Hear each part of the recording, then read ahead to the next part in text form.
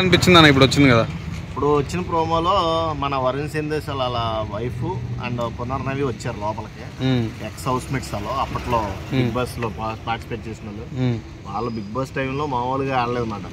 వాళ్ళు వచ్చి ఇక్కడ అంటే ప్రతి పేరు వచ్చి పాత కంటెస్టెంట్స్ వచ్చి వీళ్ళని ఒక టాస్క్ పెట్టి టికెట్ టు ఫినాలేకి పంపాలి.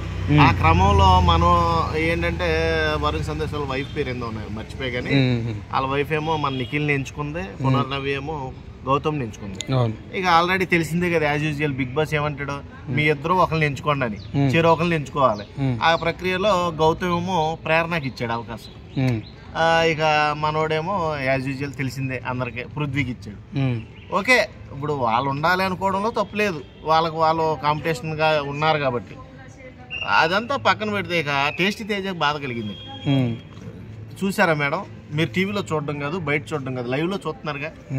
ఏదో ఆడాలి కసి ఉంది, ఏదో ఎదరికి వెళ్దాం అన్న ఆశ ఉంటది, ఈ ఆశని ఇలా చంపేస్తారండి ఇలా అని మనోడు చాలా పెద్ద పెద్ద మాటలు మాట్లాడేసి టేస్టీ తేజ ఫీల్ అవుతున్నాడు. అవును, నిజంగా మరి ప్రేరణను కాకుండా గౌతమ్ అనేవాడు మరి వైల్డ్ కార్డ్స్ కి సపోర్ట్ చేయాలి. నా ఒపీనియన్ అంటే భేదమేమి లేదు, ఆల్రెడీ బీబీ క్లాన్ అయిపోయింది. ఓకే, అందరూ ఒకటే, నేను ఒప్పుకుంటాను. కానీ మనోడు ఇవ్వాల్సిన ప్రయారిటీ ఎవరికంటే ఆల్రెడీ టికెట్ ఫినాలే మన రోహిణి అండ్ అవినాష్ గెలిచేసుకున్నారు కాబట్టి ఇంకా మిగిలింది ఎవరు? టేస్టీ తేజ. ఆ టేస్టీ తేజకి ఇచ్చారు అనుకో, గెలిచినా గెలవకపోయినా వాడు ఒక ట్రై చేసాడన్న ఫీలింగ్ లో ఉంటాడు కదా, అలా ఆ క్రమంలో చూస్తే టేస్టీ తేజ కొంచెం బాగా ఫీల్ అయినట్టు అనిపిస్తుంది. సరే, వాట్ ఎవర్ మేబీ, ఎవరిష్టం వాళ్ళదే. ప్రేరణకి ఇచ్చుకోవాలనుకున్నాడు, ప్రేరణకి ఇచ్చాడు, దట్స్ ఇట్. గౌతమ్ ఇప్పుడు ఏంటంటే దగ్గర పడిపోయింది ఆట, మనం ఇంకా ప్రత్యేకంగా ఆడుతాం అనుకో జనాలు అర్థం చేసుకుంటారు, కనిపెట్టేస్తారని కాలిక్యులేషన్స్ తో ఆడుతున్నారు వీళ్ళు, నిఖిల్ ఇప్పుడు గౌతమ్. కాబట్టి ఈ కాలిక్యులేషన్స్ ఎక్కడా కూడా దెబ్బతినకూడదని వాళ్ళ ప్లాన్లు వాళ్ళకు ఉంటాయి. ఆ ప్లాన్లు ఇతనికి అట్ట అయింది అనమాట టేస్టీ తేజకి. ఇక యాజ్ యూజువల్ తెలిసిందే మీకు, సెకండ్ ప్రోమోలో జారుతూ గెలువంట, అదేదో జారుడు బల్ల పెట్టారు, అక్కడ కొన్ని పాయింట్స్ ట్రిగ్గర్స్ పెట్టారు, అవి తీసుకొని వాళ్ళకి సంబంధించిన ఉచ్చులో వేసుకోవాలన్నమాట.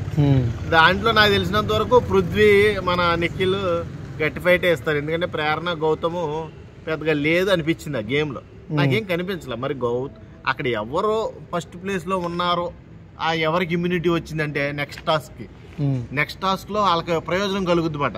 ఎవరైతే స్పీడ్ గా ఆడతారో ఆ టాస్క్ కి మరి ఎవరు ముందంజలో ఉన్నారో చూడాలి, ఎందుకంటే ముందంజలో ఉన్న వాళ్ళకి చాలా ఈజీ అవుతుంది టాస్క్. ఆల్రెడీ అవినాష్ అలాగే కొట్టాడు టికెట్ టు ఫినాలే, రోహిణి అలాగే కొట్టింది టికెట్ టు ఫినాలే. కాబట్టి అదే రేస్ లో ఇప్పుడు వీళ్ళు కూడా కొంచెం ఎదరికెళ్ళాలంటే అక్కడ జరుగుతున్న దాన్ని బట్టి, అంటే ఎవరికైతే మెజారిటీ ఆఫ్ ఇమ్యూనిటీ వస్తుందో వాళ్ళు ఎదరికెళ్తారు. నాకు తెలిసి ఒక్క విషయం అర్థం కావట్లా, ఫైనల్ స్టేజ్కి వచ్చింది బిగ్ బాస్ సీజన్ 8.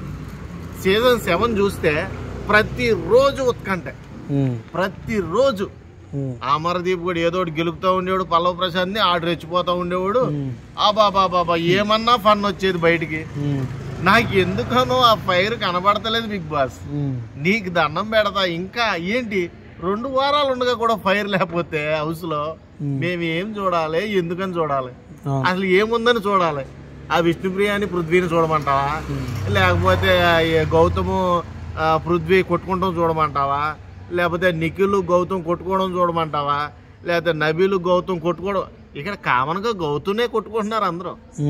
అర్థమైందా నీకు? అర్థమైంది. పాయింట్ ఏంటంటే గౌతమ్ టార్గెట్ చేస్తారు 200%. కాబట్టి తెలుగు కంటెస్టెంట్ గా నేను చెప్తుంది ఏంటంటే మీరు ఆడినోళ్ళకే ఓటేయండి, అది కూడా majority of peoples Gautam support చేయమని నేను కోరుకుంటా.